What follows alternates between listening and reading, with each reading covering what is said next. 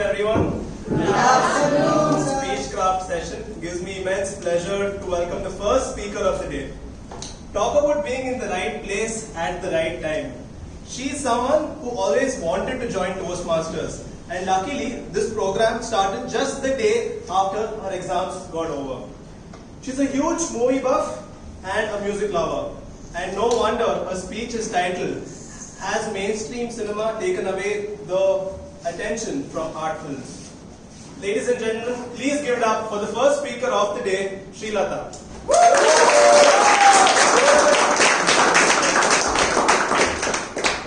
Yay! And two more.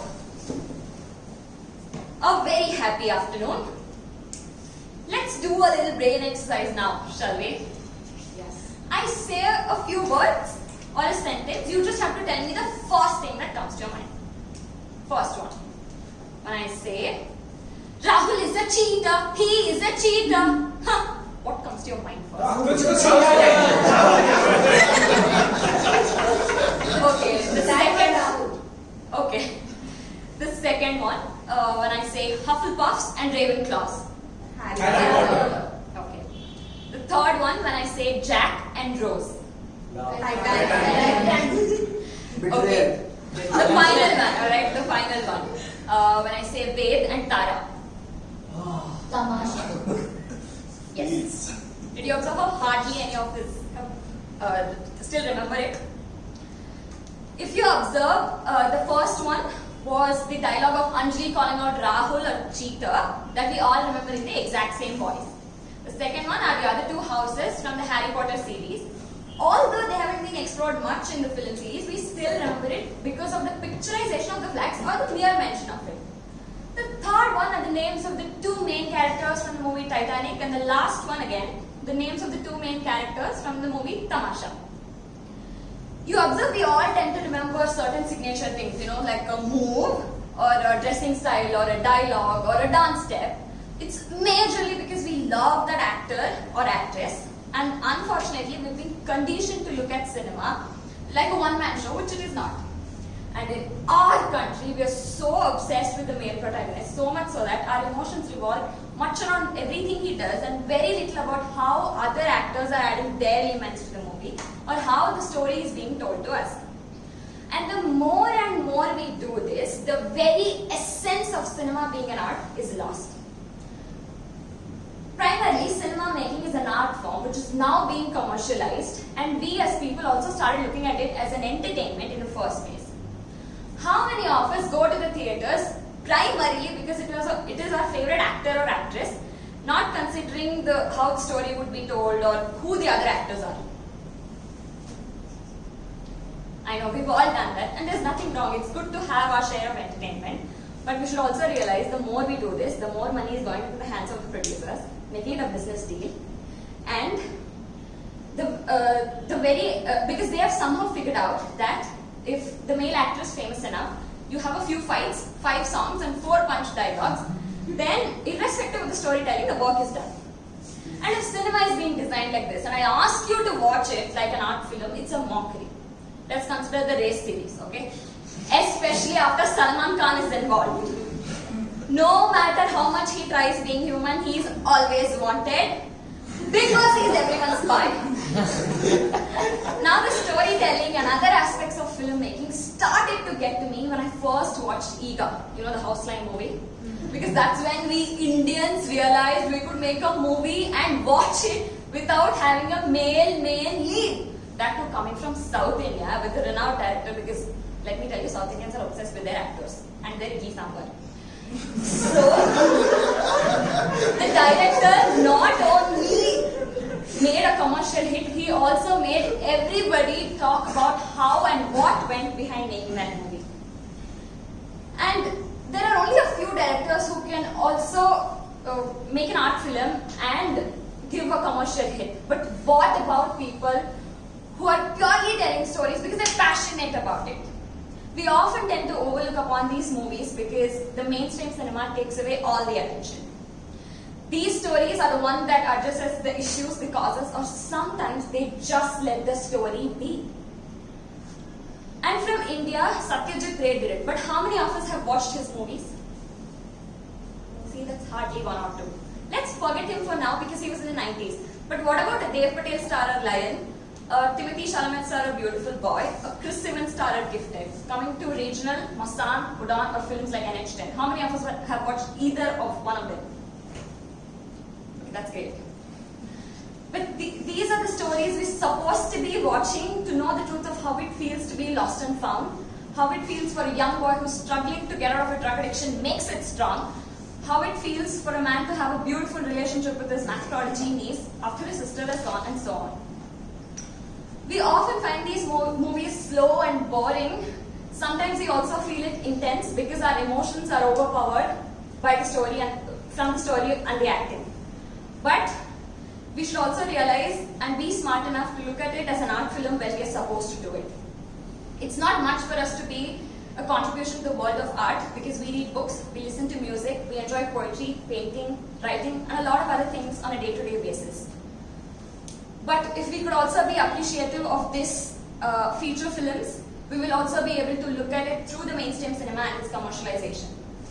Now, am I saying you're not supposed to whistle for a Rajinikanth entrance or a Hrithik's dance move? Not at all, because I know we all deserve that fair share of break from the monotony. However, the reason I am here to speak about these art films is because most of the times these stories are real. They choose a new talent, that means an opportunity. And they don't always stick to a happy ending just to satisfy the audience. That means they are sticking to the truth and far away from commercialization. And the best part is, they can make you cry, laugh, angry, get you thrilled, give you hopes, but in the end, they will sure make you think. For art is to comfort the disturbed and disturb the comfortable. Thank you.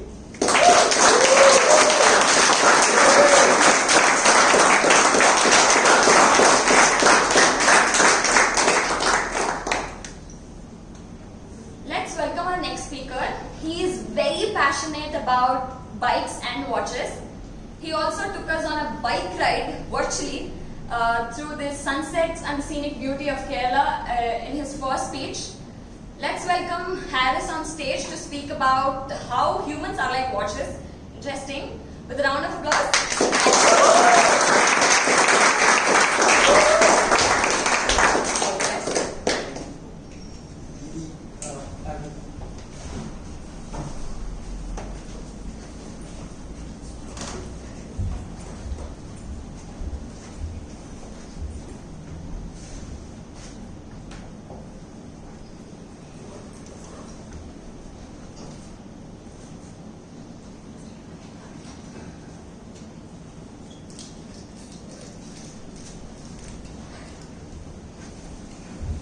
Good afternoon, ladies and gentlemen.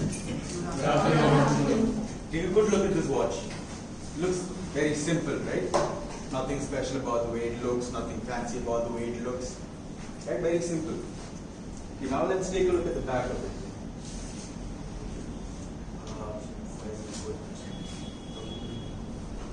Now this is the back of the watch. Now it looks very complicated and very complex, and not how it looks up front. So it has maybe 100 to 1,000 parts and movements and pieces that keep it working. So up front it looks simple, but if you look behind it and if you look deep inside it, it is very complicated. Isn't that how people work? Isn't it the same thing with people? Like, you might, like, every person that you meet their outside personality, right? And you can't be too quick to judge their personality, because every person that you meet, every person that you see, every person that you walk across the room, and every person that you observe has a more complicated and complex personality and history than you might actually think. Every person keeps a fake persona to appeal to their friends, family members, or everyone that they are surrounded by. And but if you try to look deeply into each person, then you can see the mechanisms that keeps the person ticking until his last tick. So I recently showed my brother the picture of this same watch, the front of the watch, and I asked him to guess how much he thinks it costs. See, he told me it costs around, like roughly around 10 to 20,000 rupees. But in actuality, it costs lakhs and multiple lakh rupees and maybe even closer to a crore. See, that's the thing when people can't really understand your true worth, right? It's very easy for people to diss on you and to talk behind your back and to not really appreciate you for what you are when they don't know you, right? But when people start to understand you, when people start to know who you are, then you can really be appreciated for who you are. And just like the face of the watch, just like the front of the watch, people are very quick to judge the face of your personality. And even I was a culprit of judging a person too quickly and unfairly just based on his outside personality and outside appearance. Like, for example, when I was in school, I had a classmate who I considered was very boring initially, and I thought he was a sore loser. But then once I got to know him a lot, like somehow or the other, I got to know him a lot better, and he turned out to be we turned out to be really good friends because we had the same interests, passions, and hobbies. And another instance I remember was I was sitting in class, and this is around in 12th grade, and I was looking at the same watch that I was wearing right now, and I was staring at it for a few minutes. And then I looked away, and then my friends, my classmate sitting beside me, seeing this, asked me what the time was. And then I told him I don't know what the time is because my watch's battery ran out, so it doesn't work anymore. So what I was doing was I was actually enjoying the beauty of my watch. And I do that a lot of times. It's very weird. I do that from time to time. But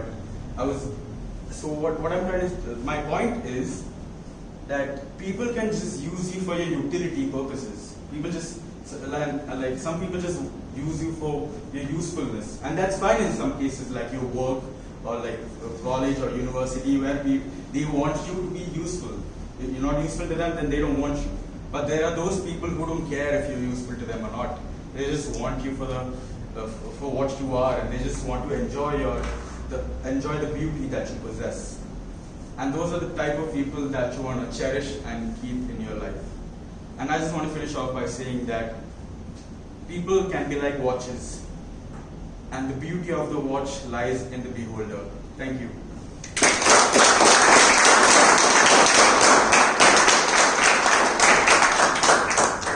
So our next speaker loves rom-com, playing badminton. She loves rom-com movies, and she's planning on studying abroad for her masters. Let's welcome Neha.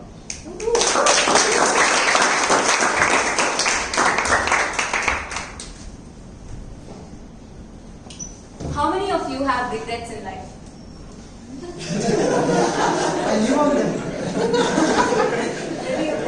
We all have regrets, right? I remember having a conversation with my friend, and she told me watching BAB Wedding by bunking her class was the biggest regret of her life. Be it big or small, we all have regrets. But what if you were given a chance to work on it? Would you take it up? Yes. I would leave it like that. One day, my friends and I were chilling in college. A random senior walked up to us and he asked us to take part in a competition called Mr. and Miss JSS. We weren't interested. He kept forcing us. So we walked towards the auditorium reluctantly whatsoever. After going there, he gave us a form and he asked us to fill it. While my friends kept it in their bag, I foolishly filled it. The senior saw the form in my hand and he came and snatched it and he submitted it. I was confident that my form wouldn't get selected because that was the first round of the competition. After a couple of minutes, suddenly the anchor calls my name and she asked me to come on stage. I froze for a second. I didn't know what to do. It was a group discussion round and she continued calling other names. Scared, I took my bag and rushed out of the auditorium. A couple of seniors followed me. They tried convincing me to go, but I wasn't ready. I went back home. After going back home, I felt different. I slowly started to regret not going up on stage and speaking. I was so sad that I gave up before even trying. I wished I had another chance to go and prove myself. But little did I know that the round 2 wasn't over yet. The next day, with every bit of confidence and courage that I mustered, I went up on stage. I went up on stage with the only aim of giving it my all. And guess what happened? Yeah.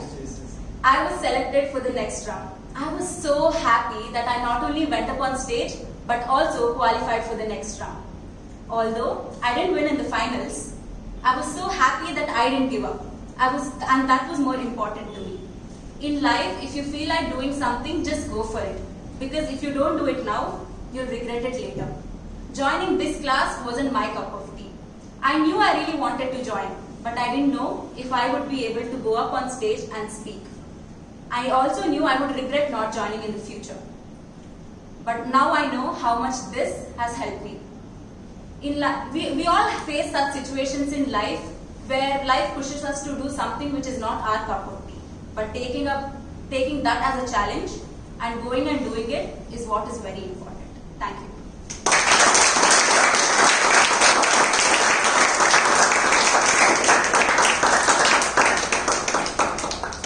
The next speaker that we have today is a really fun person. He's an artist and he's a big time foodie. He joined this class to improve his communication skills and also to speak English.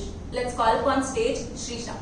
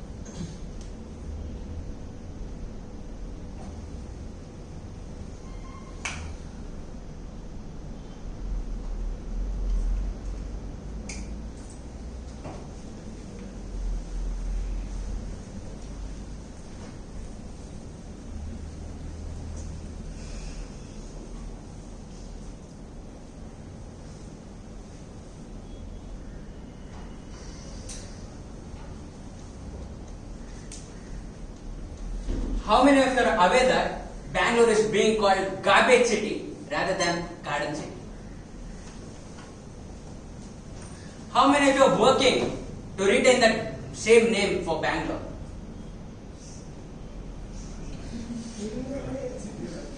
A very good afternoon. We all know that as days are passing, the count of trees, it's decreasing drastically. On the other hand, usage of plastic, it's increasing day by day. Above all of these, pollution, because of which there is increase in global warming. If this continues for decades, make sure you buy oxygen to live. Considering all these situations, a group of 3 students decided to make a change and formed a team named Team Hasiru in 2017. They organized a few events occasionally, and later in 2019, they were officially announced as an NGO, non-governmental organization. Team Hasiru is an imaginary bird with 5 wings, where it focuses on different aspects of society. First, Hasiru Nadi, which means a step towards greenery. This is the primary wing of Team Hasiru. Here, along with planting saplings, we also remove the pins and nails hit on the trees and make sure that the tree is healthy. Second, Kaushalya. Kaushalya is the societal welfare wing of Team Hasiru. Here, we literally paint on the walls just to make sure that people don't make it either a garbage pit or make it an open public toilet. And also, we record audiobooks for the blind students. 3. Pragnana. Pragnana is a unique wing of Team Hasiru where we create awareness and teach the conservation values to the students. We taught students to make paper bags and use them rather than using a plastic bag. And also, we did around 10k seed balls along with the students of Mitra Academy and threw it near Bannerghatta forest. 4. Shamkala. Shamkala, this is the artistic wing of Team Hasiru. Here we try uplifting Indian cultural arts like singing, mridanga, Bharatanatyam and many of such. We do this just to spread our vast and diverse heritage to the world. 5. Pashupriya. As the name says, animal lover. As this wing was activated recently, saving innocent street dogs, this was the initial event. We tied reflective collars to the dogs just to make sure that they don't meet with accidents in the dark. We are also planning to make many of such events in the future under this way. In 2019, Team Hasiru organized the event named Cleaning Sivagangi, where we almost collected 50 to 60 bags of waste cleaning Hill Sivagangi. In the same year, we also awarded the NGO with most impactful student volunteering from Udvikas. During the lockdown, we distributed around 25k plus grocery kits and 5 lakh plus Hot Wheels to the needy across Bangalore by collaborating with Adamya Chetana. Also, Team Hasiru was started with just 3 students. But today we have thousands of volunteers across Bangalore. In Kannada there is a saying, Hani Hani Kudidare Halla. In the same way, there is no need of a great team to start something great. But when you start something great, a great team is built on its own. Thank you.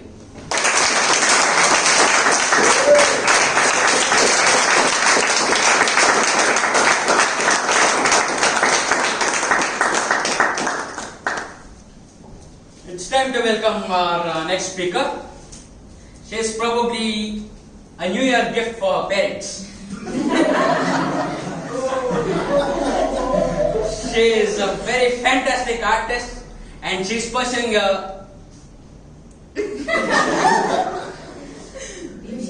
visual arts in Chitrakala Parishad after crossing many barriers. And today she will be speaking about something which she is very passionate about, art and design. With a huge round of applause, please welcome Shruti Shastri.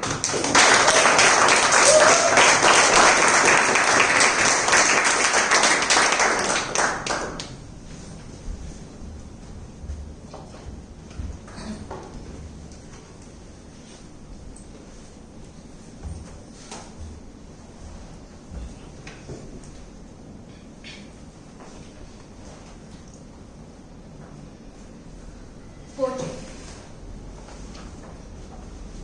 A painting. An abstract painting.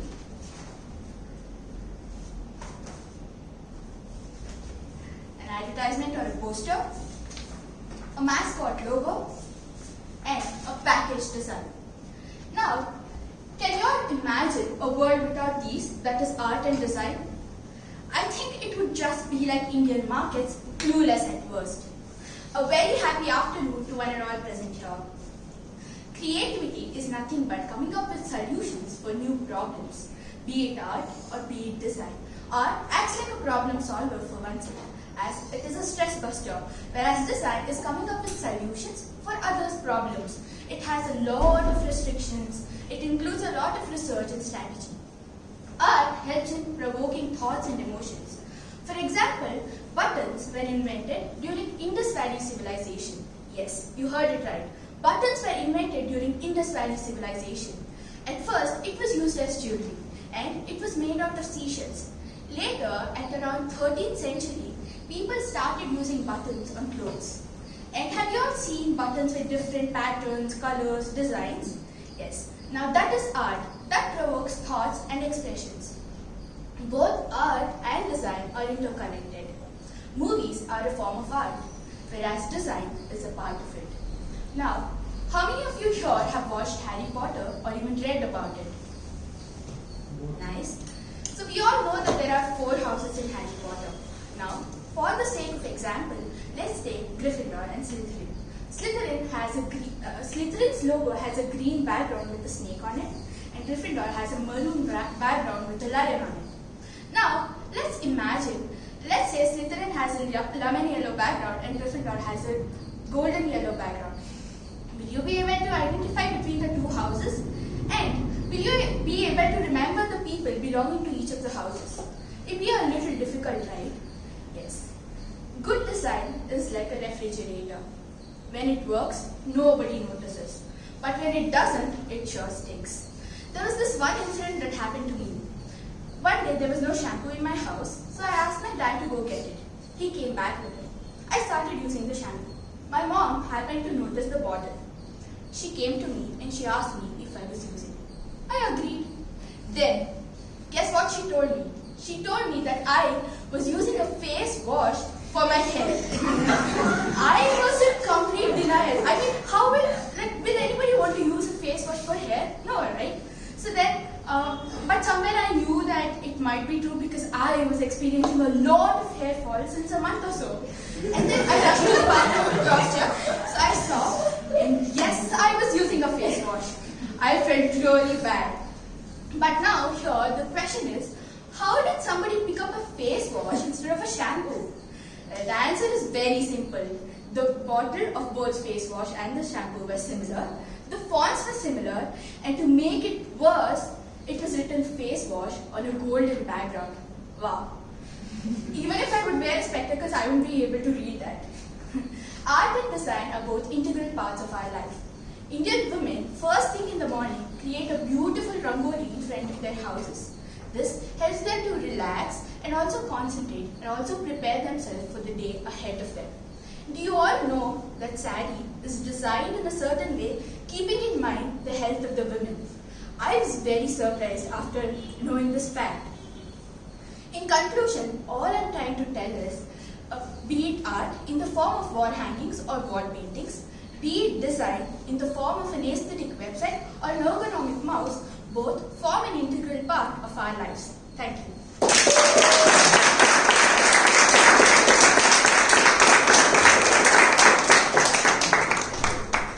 So the next speaker is a software developer in Rakuten, and when I asked him what his passion was, he told me just two words. One, food, two, travel. I think I can relate to him on this. So now let's welcome the next speaker, and he's here to talk about how money can't buy happiness. So I call upon Visish on stage.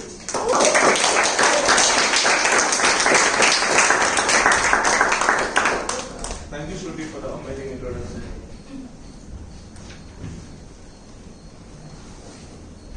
As I start today's speech, I want to ask everyone, what is happiness according to you? Chocolate. Please. My cats. Money. What? Free food. Thank you everyone for your responses. Another question, if you had been given $1 million, how would you like to spend it? Shopping. Quitting my job. Retirement. Travel. Investing. Thank you everyone for your responses. If you are a person who thinks money and happiness is not related, then you are definitely not spending your money right. Good afternoon. Good afternoon, fellow speech crafters, toastmasters and guests. Sometimes you may have come across some stories where a person has turned his life bad after winning a lottery. This could have happened because the person has spent all his money and landed up in big trouble. And because of this, he would start asking friends and family for money and ruin his social relationships as well. So how you spend your money matters. Material things don't buy happiness. If you have been given some extra money, either as a gift or from a raise from work, you would even immediately start thinking about material possessions that you can buy. But these possessions doesn't increase your happiness at all. There are plenty of people who wear nice clothes and have nice cars but are still not happy because this is not a true form of happiness. Let me start suggesting you ways where you should spend your extra money. Money can buy experiences. I personally love to travel. My last trip to North India, which was planned keeping only adventure activities in mind. The trip started with me doing bungee jumping at a height of 83 meters and river rafting for a distance of 16 kilometers in Rishikesh. Then continued with me doing paragliding on Asia's largest point in Birbiling, and went on with me doing a snow trek to Malana village where the temperatures can drop up to minus 10 degrees Celsius. And ended with me enjoying the amazing food, stay and snowfall in Manali and Kasol. Although these experiences may not last long as material things, but in my memory they last longer and give me a true sense of happiness. Another approach, donate money to help others. After college, it was a real struggle for me in finding help in any of the work I do. And this is me coming from a privileged background. Imagine a poor who can't afford 3 meals a day or a proper shelter. Even if I could help one person out, the satisfaction I would get cannot be explained. I would like to conclude my speech by saying, if you want to find true form of happiness, stop investing money on material things and start investing on experiences and donate to the cause that is most important to you. Thank you.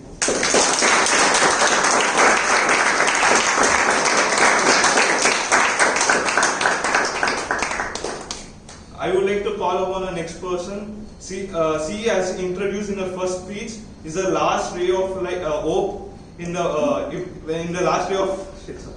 Can I just? I would like to introduce the next person, who is the last ray of hope when there's none left, and she is an ambivert who loves to do things inside and outside, and she is restarting her life, exploring new ways of enjoying it. Let us encourage her with this, and I would like to call upon Deepti with her speech topic, 2 roads, 1 choice. Thank you.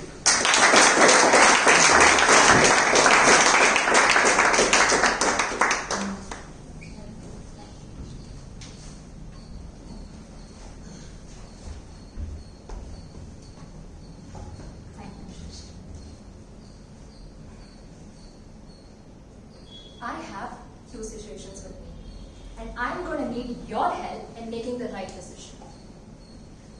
Let's begin, shall we? Yes. Situation 1. It says, if you knew a woman who was pregnant, had 8 kids already, 3 who were deaf, 2 who were blind, 1 mentally retarded, would you recommend that she have an abortion?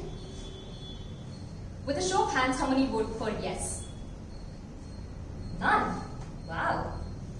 Great, Harris. None. Thank you. So we've dealt with situation 1. Let's move on to situation 2. Situation 2. It says, it's time for you to elect a new world leader, and only your vote counts.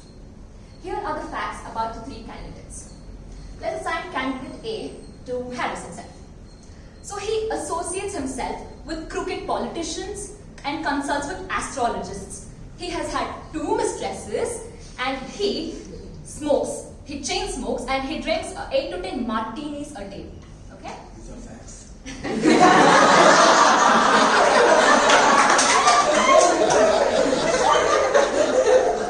candidate B, it's assigned to Amok. Okay? He has been kicked out of office twice. He used opium in college. He also smokes, and he drinks a quart of whiskey every evening. Candidate C, Shashank. A decorated war hero. He is a vegetarian, smoke, but drinks an occasional beer, and has never cheated on his wife.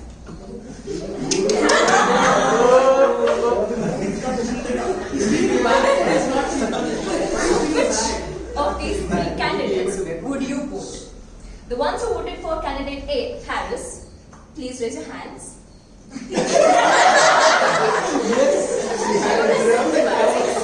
The ones for Amok, please raise your hand. 2. And the ones for Shashank, please raise your hand.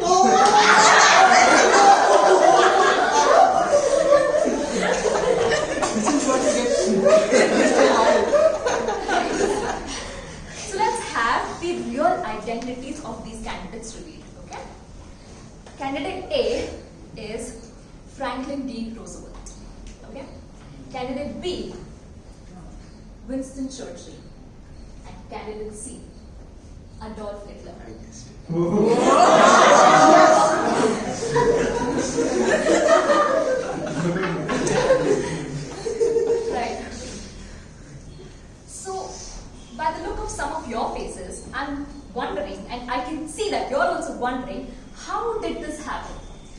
we all just try to do something right, and yet, how do you decipher that sometimes if what you do can either take or save lives?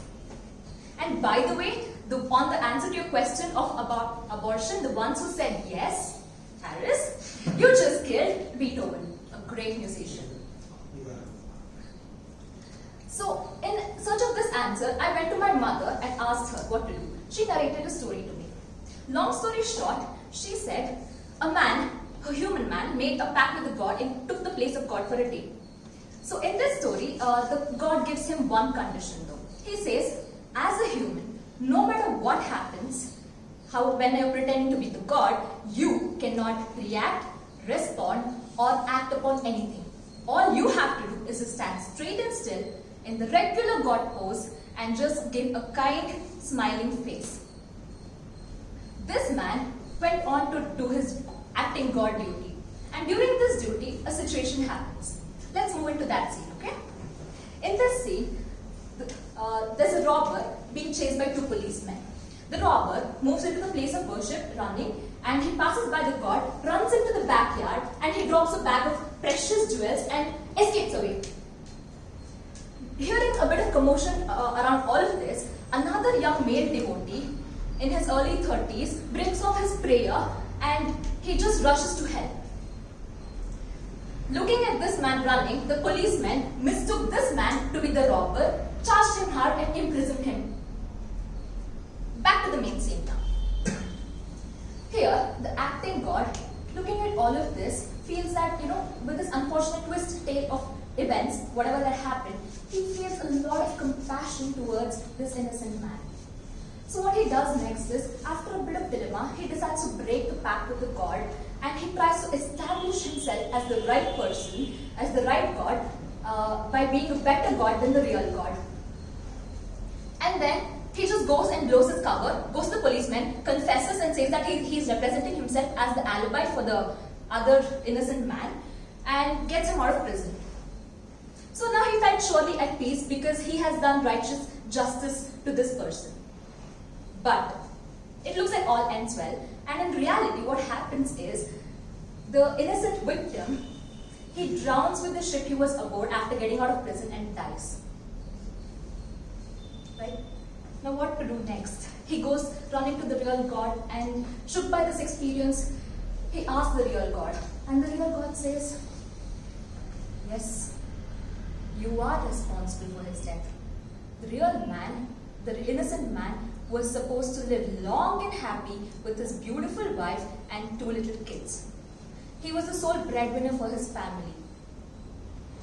He was supposed to go on with his life, but now there's nothing much to do about it. Upon getting to know this story from my mother, it ends, I realized that, perhaps sometimes even God has the choice to make between bad or worst, and that nobody can have rainbows and sunshines all the time. So then, however, this one question still remained in my head. How do you still decipher if what you do can either take or save lives? So if you just have a little bit of recap, you'll see and notice how this acting god was trying to establish himself as a better god than the real god by doing something right. But he did not realize that there was sometimes a thin line between doing right and being kind. If only he knew, right? And in real life also, Mother Nature teaches us this. I read about this in a book. The author says how a wolf mother killed one of her mortally injured pups, and this taught a hard compassion and the necessity of allowing death come to the dying. And so I found my answer to this puzzling question in form of words from R.J. Palacio. He says, when given the choice between being right and being kind, choose kind. Thank you.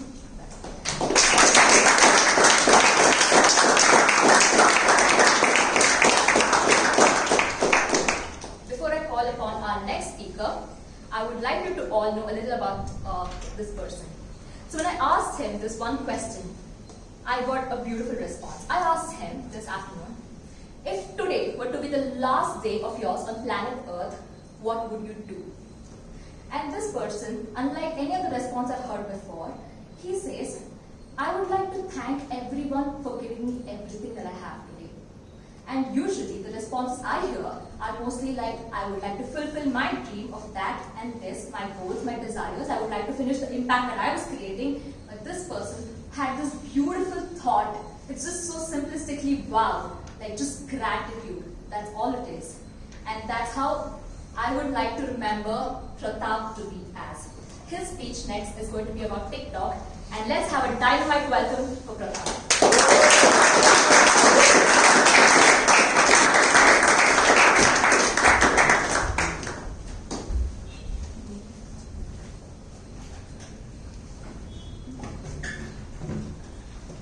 In year 2014, a group of like-minded people came together and changed the social media game forever. And when I say change, I don't mean it was made better. I mean it was another level. Do you guys have any idea which app this is? Musical. Basically, this app allows people to lip sync to their favorite music or audio clip on a 1-minute scale. Months after gaining popularity, it was infamously named to TikTok, TikTok, TikTok.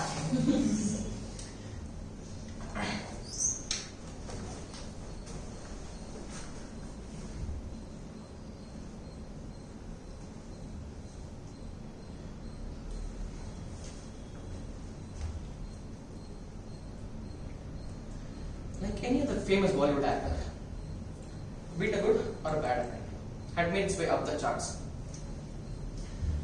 Yet the content is questionable. For instance, if you take American TikTok, you have people showcasing their talent and giving you financial advices. But India has a different concept of TikTok. All you get to see is two people falling in love, those two breaking up, and those two competing on how much more one is suffering. When you just think about TikTok, you imagine youngsters performing, but here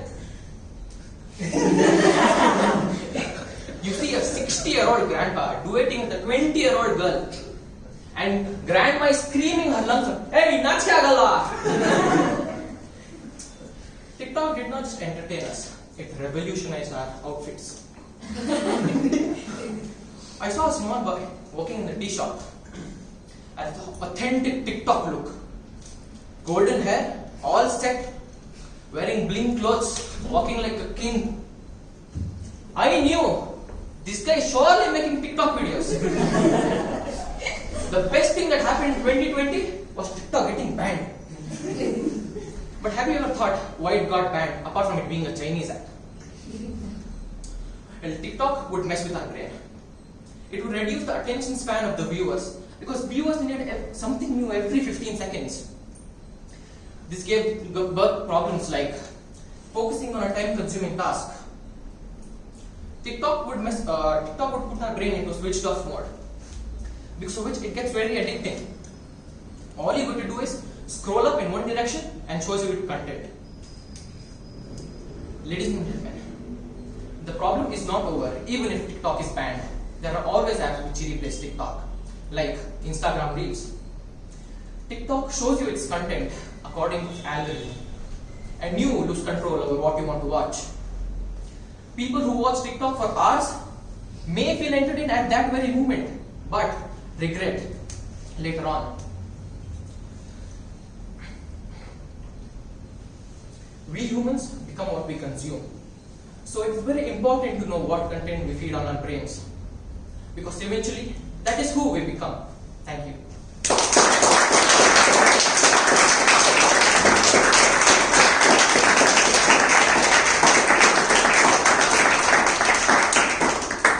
Now to call upon the next speaker. He's been a great friend throughout the journey of my speech craft. He's a strong and has overcome all the problems he faced in his hostels, and he's bold enough to share those problems with us. And he's going to talk about delayed gratification.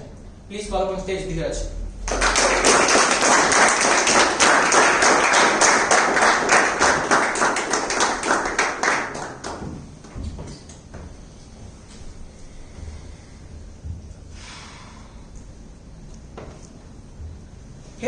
friends, let me ask you all a nice question. How many of you have had this experience or the urge? When you see an object when you're with your parents or something, you want it so badly, you end up pestering your parents in order to get it? I know most of us would have done that. This is called as the need for immediate gratification. Now let me give you another example. Imagine you're in a room filled with about 10 kids. Now you try explaining to them, I will give you one chocolate, but you have to wait 1 day. You give a little pause, everybody gets excited, and again tell them, but I will give you 10 chocolates if you wait for 5 days. And keep in mind that these kids are not more than 6 years old. All of them won't have the thinking that waiting for 5 days will give me 10 chocolates, but they will take the one that gives them 1 chocolate because it takes lesser waiting period. All they want is their reward satisfaction then and there. But the intelligent ones will wait for the 5 days of period, take some time, have some patience, get the bigger amount as a reward, the 10 chocolates. This, my friends, is called as delayed gratification.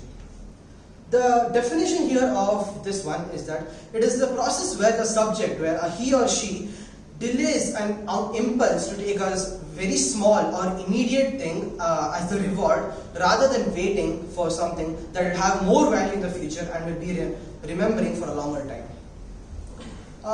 How about me elucidate this fact by telling an own personal story of mine? This is about my own elder brother Suraj. 2 months ago, he finished his 3 years of IT work at a company called Epsilon. And before that 2 months, he was working very hard in the hopes of getting a massive hike or a promotion, which his officials keep on promising and just giving him more work. I asked him, Anna, why do you do this? Why can't you change to a different company just after 1 year contract is over of staying in one? He told me, Dheeraj, calm down. I know you might think I am being foolish here, thinking that these people will give me what I actually want. But the thing is, I'm showing them my perseverance and patience, but what I'm actually doing at this time is, I am getting free resources sponsored by my company, taking up the courses that is developing my IT knowledge. He is learning so many courses that are upcoming. That's, what can you say, this generation, that they won't teach in your colleges. I won't get into the specifics. Then I actually understood what his waiting actually led up to. I told he got 3 years completed this 2 months ago, right? His fruition came up at the end. Without getting the first promotion, that is from developer 1 to developer 2, he got 3 steps promotion to tech lead or lead developer. Not many people at the age 25 will get the opportunity to lead a team on their own. This is a fascinating story that actually made me think a little more. I was thinking, okay, rather than I keep on waiting, making sure that I have my own benefits. If I show the patience that's required for other people, just to make them at least get the feeling that I am hardworking. All you need to know is you should make them feel that even if you're not in the mindset to do it. All it needs at this time is patience and perseverance, rather than he could have jumped up to another company and got 1-step promotion. But he waited till still he got the 3-step promotion. Not many people can do this. This, my friends, is what is called as delayed gratification. You wait for the right time and opportunity where something actually pays off. I would like to conclude what I am about to say by telling success in life is only happens to people who wait for the exact circumstances where they can strike. This, my friends, can only be achieved by perseverance and patience. Thank you.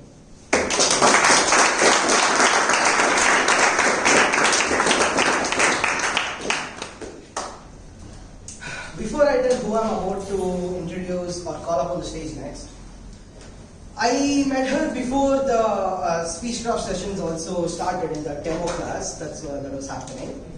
I walk up to the person and introduce myself and tell hi. The next thing that comes onto my face is, I'm not a talkative person, please don't know. If not the exact words, something like that. Then I realized me like a dumb head didn't register and I continued speaking. Sad, right? I didn't register and continue. She's a very good friend of mine and I can see the way she has improved. From the day one of Speechcraft until now, the rungs of the ladder she has climbed has been so spontaneous, it is easily viewable. Ladies and gentlemen, I want to welcome Nimishamba. It's okay, Nimishamba.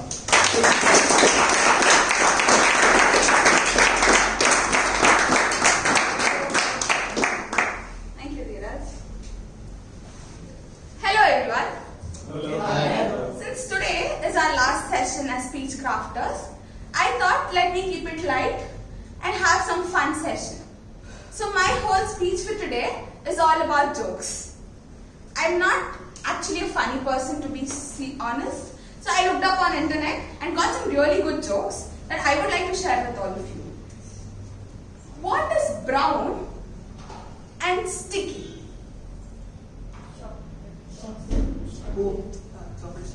A stick.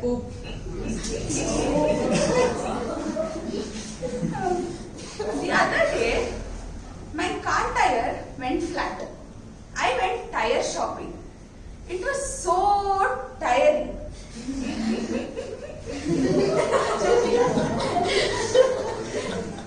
This one's a good one.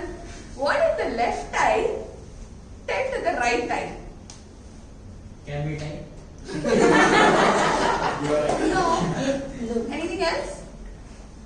Something between us smells.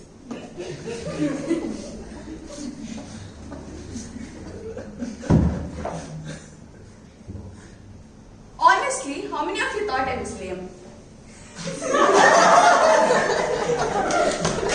And how many of you have been in my shoes where you have just tried being yourself and people have given you names?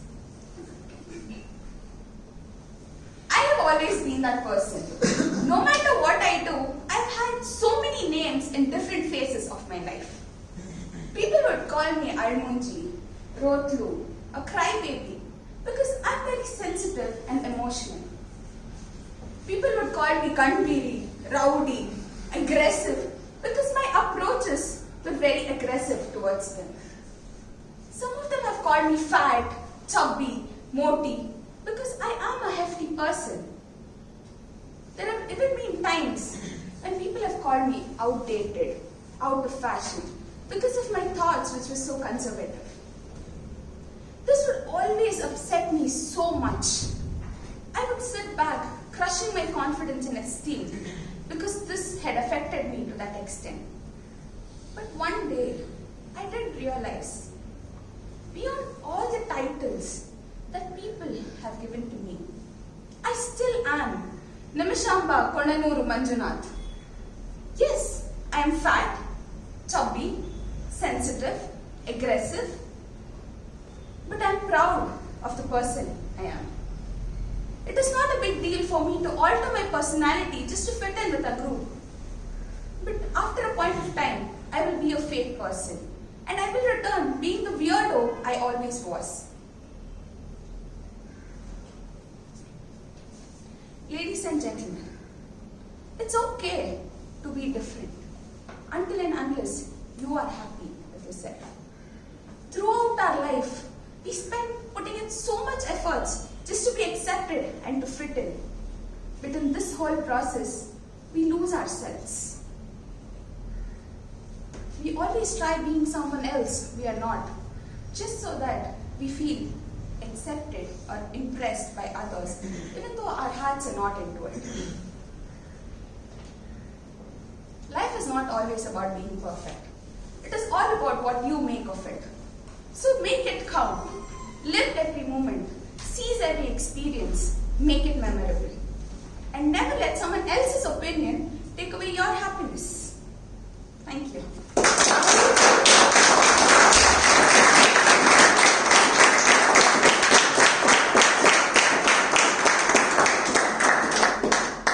So our last speaker for today was the first person I met on the Speechcraft week, the first week of the Speechcraft, the very first person I spoke to. I didn't didn't speak much to that person. The only thing we spoke was, hi, what do you do? What do you do? Nice. But there was this one connection that I could feel to that person because of his beautiful smile and a very positive vibe that comes from him.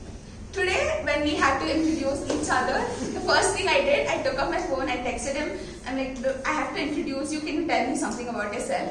This person was so sweet enough that he actually sent me a whole script that I could tell about him, so that I don't have to sit. So he is a marketer by profession and has a lot of interest with traveling, food and aeroplanes. So I would like to welcome Amok for his speech, my remarkable grandmother.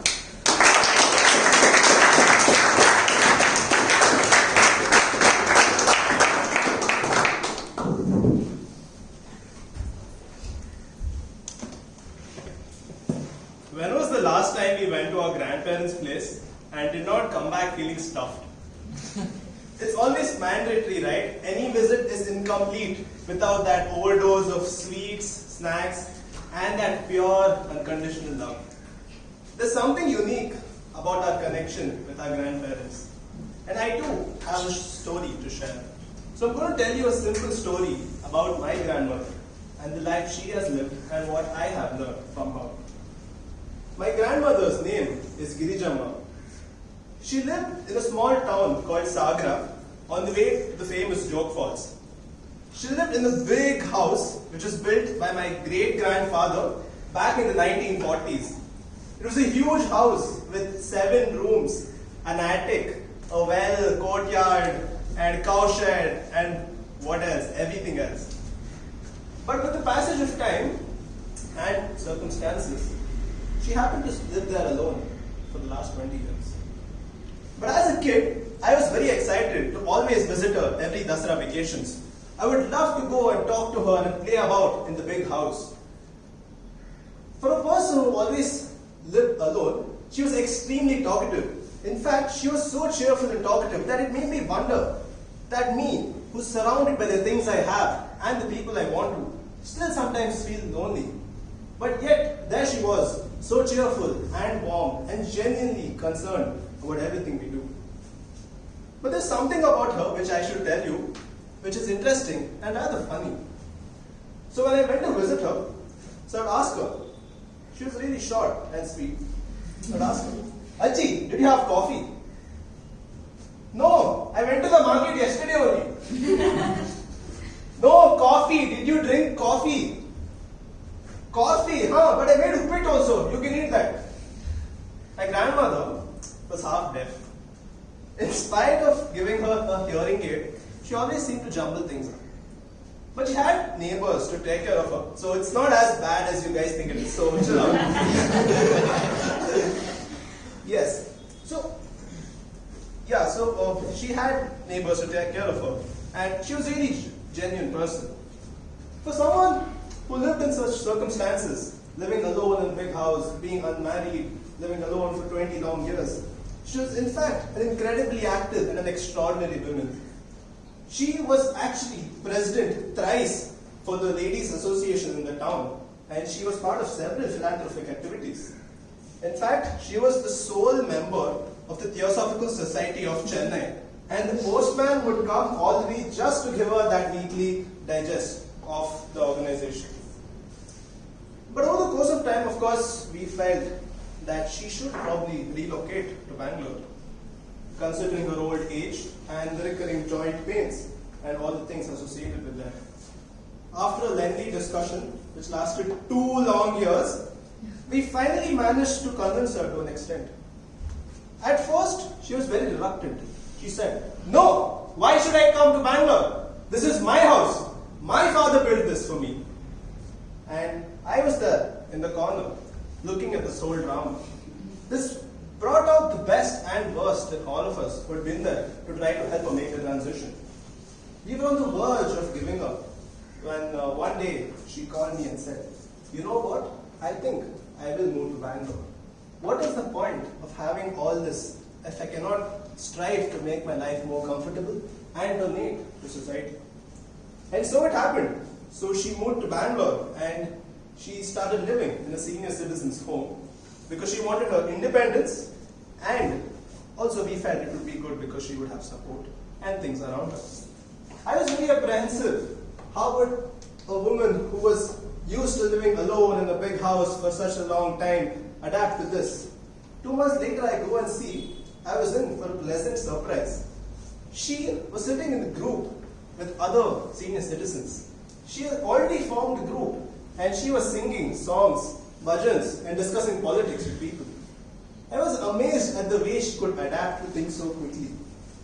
Coming from a person who even thinks twice before changing the bed or the room I sleep every night, I was amazed at how she could adapt at such an age. With every passing year, we become more and more stuck to our ways and how we approach life. And it was a big lesson for me when I look at her. So this morning, I called her and told her, I'm going to talk about you in today's session. And she said, me? What is there to talk about me? What have I done in my life? But then that's the thing, right? We find our inspiration and heroes in the most unlikely of places and the people around us.